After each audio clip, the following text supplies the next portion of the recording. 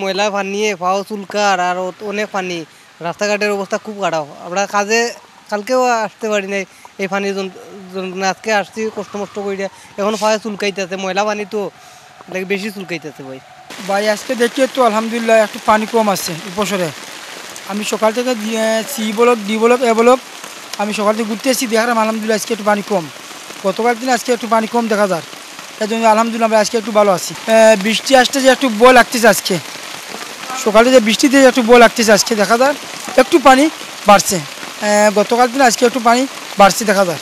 পানি যখন বেশি বৃষ্টি হয়েছে আর এদিকে নদীও যখন ভরাট হয়েছে, তখন তো এই পানিটা আপনার যখন নামছে তখন আস্তে আস্তে পানি নামা ধরছে, নামতেছে। এই যে নদী দুইটা তো এই যে এলাকার সমানে সমানে পানি হয়ে গেছে, এই কারণে যে পানি যে নামবো নামবে যে কোনো দিকে যাইবো, ড্রেনের পানি যে নামতেইব এই যে জায়গায় নামবো ওই জায়গায় তো পানি বুড়াই।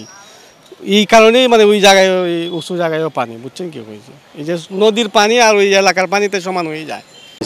সিটি কর্পোরেশন এলাকা, পেঞ্চুগঞ্জ, গোলাপগঞ্জ, বিয়ানীবাজার এই অঞ্চলগুলো আমাদের ওসমানীনগর, বিশ্বনাথ। তো এই সুরমার পানি নামার সময় এখানে যে প্রবাহটা যে গতিবেগের সাথে নামছে, এই গতিবেগে পানিটা ঢালে যেতে পারছে না, না যাওয়ার কারণে সিটি কর্পোরেশন এলাকা, বিশ্বনাথ, ফেঞ্চুগঞ্জ এসব জায়গাগুলোতে ফ্লাশ ফ্লাডের তৈরি হচ্ছে।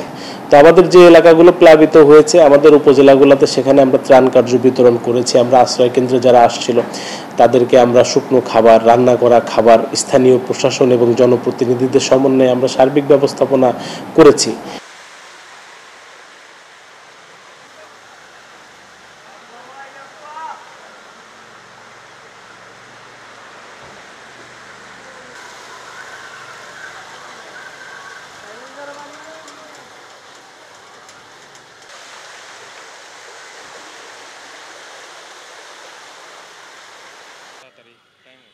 কয়টা লাগবে? 51 বাজে।